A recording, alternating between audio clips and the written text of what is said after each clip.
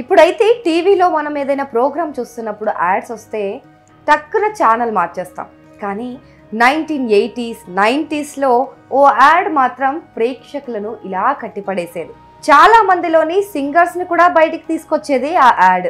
అదే washing powder నిర్మా, washing powder నిర్మా, పాలలోని తెలుపు నిర్మాలోంచొచ్చింది, రంగు రంగుల బట్టలు తలతలగా మెరిశాయి, అందరూ మెచ్చిన నిర్మా, వాషింగ్ పౌడర్ నిర్మా నిర్మా.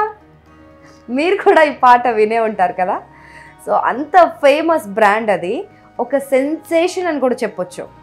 అయితే సైకిల్ పైన 3 రూపాయల ప్రోడక్ట్గా స్టార్ట్ అయిన ఈ నిర్మా 40,000 కోట్ల విలువైన కంపెనీగా రూపుదిద్దుకుంది. సో ఈ నిర్మా జర్నీ ఏంటి అసలు మీకు తెలుసా? ఎన్నో తోపు బ్రాండ్లను కూడా సవాల్ చేసి మార్కెట్లో నెంబర్ 1గా ఎదిగిన నిర్మా వాషింగ్ పౌడర్ ప్రస్థానం గురించి తెలుసుకొని తీరాల్సిందే.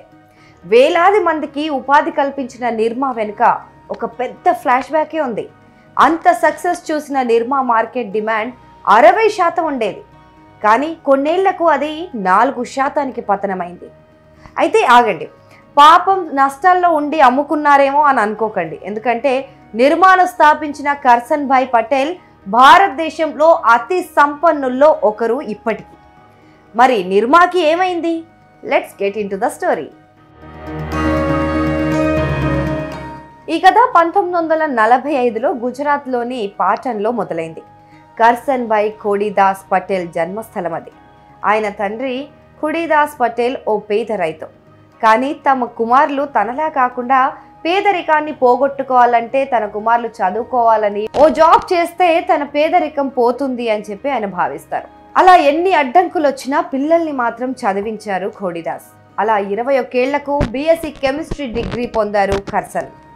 కొన్ని రోజులు ఓ ల్యాబ్లో ల్యాబ్ అసిస్టెంట్గా పనిచేశారు. ఆ తర్వాత అహ్మదాబాద్లో లాల్ భాయ్ గ్రూప్స్కి చెందిన కాటన్ మిల్స్లో కూడా పనిచేశారు. ఆ తర్వాత గుజరాత్ జియాలజీ అండ్ మైనింగ్ విభాగంలో కెమిస్ట్గా ఉద్యోగం పొందారు. అంటే ఇది గవర్నమెంట్ ఉద్యోగం. ఇక అప్పటి నుంచి కుటుంబంలో ఆర్థిక పరిస్థితులు కాస్త మెరుగుపడ్డాయి. అయితే 1969లో దేశం చాలా క్లిష్ట పరిస్థితిలో ఉండేది. అంటే ఎకనామికల్గా ఇంత హ్యాపీగా, ఇప్పుడున్నంత హ్యాపీగా అయితే లేదు. 3 పూటలా తిండి దొరకని కుటుంబాలు ఎన్నో ఉండేవి. అలాంటి సమయంలో వాషింగ్ పౌడర్ వాడడం అంటే ఒక లగ్జరియస్ థింగ్. ఎందుకంటే చాలా కాస్ట్ అనిపించేది వారికి.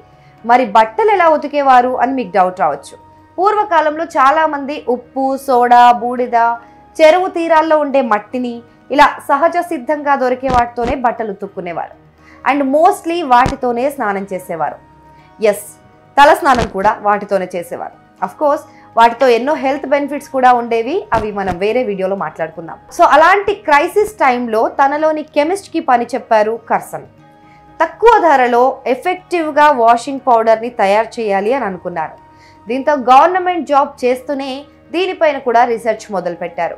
ఎన్నో ఫెయిల్యూర్స్ తర్వాత ఒక వాషింగ్ పౌడర్ని చీప్ అండ్ బెస్ట్ క్వాలిటీతో అందించాలని తయారు చేశారు. దానికి ఏ పేరు పెట్టలేదు. ఒక ప్యాకెట్లో జస్ట్ అట్లా ప్యాక్ చేసేసి స్వయంగా ఆయనే గ్రామాల్లోకి సైకిల్ పైన వెళ్ళి ఆ ప్యాకెట్లను అమ్మేవారట.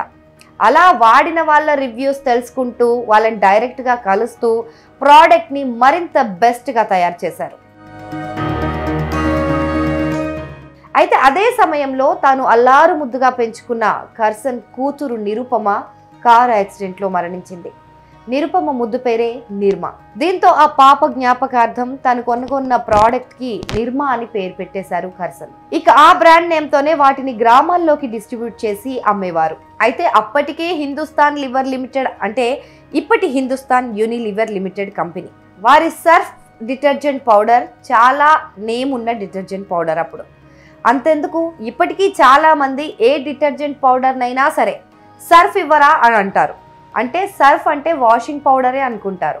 అదొకప్పటి బ్రాండ్ అని చాలామందికి తెలియదు. అలాంటి ఒక పీక్ కాంపిటీషన్లో కూడా నిర్మా నెంబర్ 1 స్థాయికి ఎదిగింది. దీనికి మేజర్ రీజన్ అయితే దీని ప్రైజే అని చెప్పాలి. సర్ఫ్ ప్యాకెట్ కేజీ ఒక 13 రూపాయలకు అమ్ముతున్న సమయంలో నిర్మాని కేవలం 3 రూపాయలకి అందుబాటులోకి తెచ్చారు. మరీ అంత తక్కువ ప్రైస్ పెడితే వారికి లాభాలు ఎలా వచ్చాయి?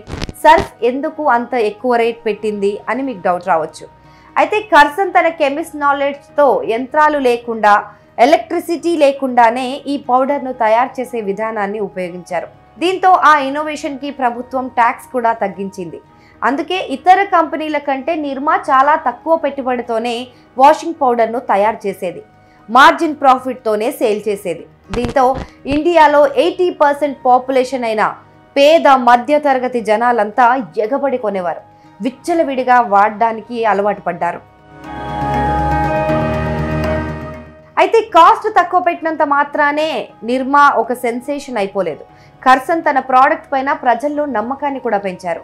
అది కూడా ఒక ప్రామిస్తో.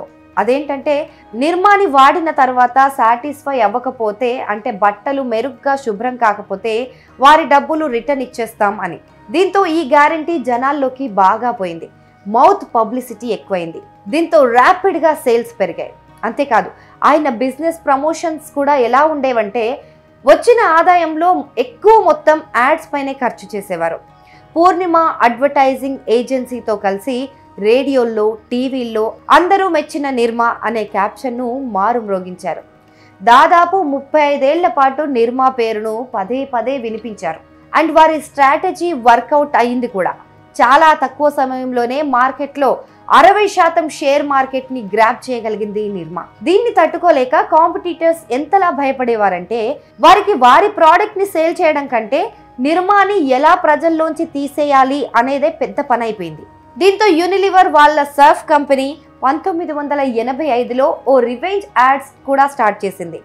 తక్కువ ధరవి కావాలో, మంచి క్వాలిటీవి కావాలో ఆలోచించేవారే తెలివైన వారు అని పెద్ద సెలబ్రిటీస్ని బ్రాండ్ అంబాసిడర్స్గా పెట్టి యాడ్స్ చేసేవారు. సో నిర్మా మాత్రం వాషింగ్ పౌడరే కాకుండా 1987లో నిర్మా డిటర్జెంట్ సోప్ సహా ఇంకొన్ని ప్రోడక్ట్స్ని కూడా తయారు చేయడం మొదలుపెట్టింది. అయితే 1988 వరకు 60% మార్కెట్ షేర్ ఉన్న నిర్మా 2015 వచ్చేసరికి 12% పడిపోయింది. 2019 నాటికి కేవలం 6% ఆగిపోయింది.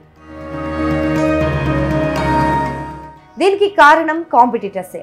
Unilever company wheel brand washing పౌడర్ని ప్రమోట్ చేస్తూ నిర్మా మహిళల కోమలమైన చేతులకు అన్సేఫ్ అనే ప్రచారాన్ని తీసుకొచ్చింది.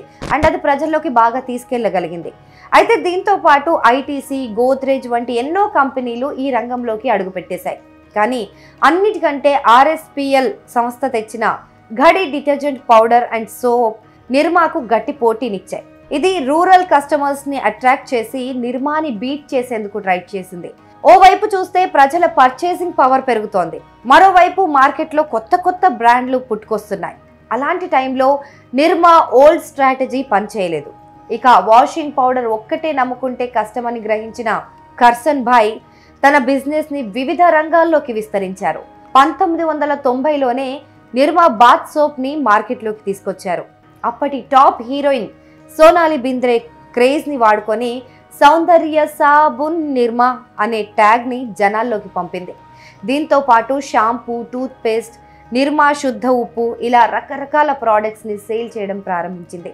దీంతో నిర్మా మెయిన్ బిజినెస్ అయిన వాషింగ్ పౌడర్ పైన ఫోకస్ తగ్గింది. గుజరాత్లోని అహ్మదాబాద్లో 1995లో నిర్మా ఇన్స్టిట్యూట్ ఆఫ్ టెక్నాలజీ పేరుతో ఫార్మసీ కాలేజీని స్థాపించారు. దాన్ని 2003లో నిర్మా యూనివర్సిటీగా కూడా అప్గ్రేడ్ చేశారు. US based natural soda ash తయారీ కంపెనీతో టైఅప్ అయ్యారు కర్సన్. రాజస్థాన్లో సిమెంట్ మ్యానుఫ్యాక్చరింగ్ కూడా మొదలుపెట్టారు. 2020లో ఇమామి సిమెంట్స్ లిమిటెడ్ని 5,500 కోట్ల రూపాయలు పెట్టి కొనుక్కున్నారు. అలా మొత్తానికి నిర్మా వాషింగ్ పౌడర్ అయితే కనుమరుగైంది, కానీ కర్సన్ భాయ్ కష్టం మాత్రం వృధా కాలేదు. మిగతా బిజినెసెస్లో ఆయన బాగానే సంపాదించుకున్నారు. ప్రముఖులను హైలైట్ చేసే ఫోర్బ్స్ మ్యాగజైన్ వివరాల ప్రకారం 2019లో అత్యంత ధనవంతులైన వ్యక్తుల్లో ఇండియా పరంగా 30వ స్థానంలోనూ, ప్రపంచంలో 775వ స్థానంలో కర్సన్ భాయ్ నిలవటం విశేషం. 2010లో పద్మశ్రీ పురస్కారంతో భారత ప్రభుత్వం ఆయన్ని సత్కరించింది కూడా. ప్రస్తుతం నిర్మా వ్యవహారాలను ఆయన కొడుకులు, కోడళ్ళు చూసుకుంటున్నారు.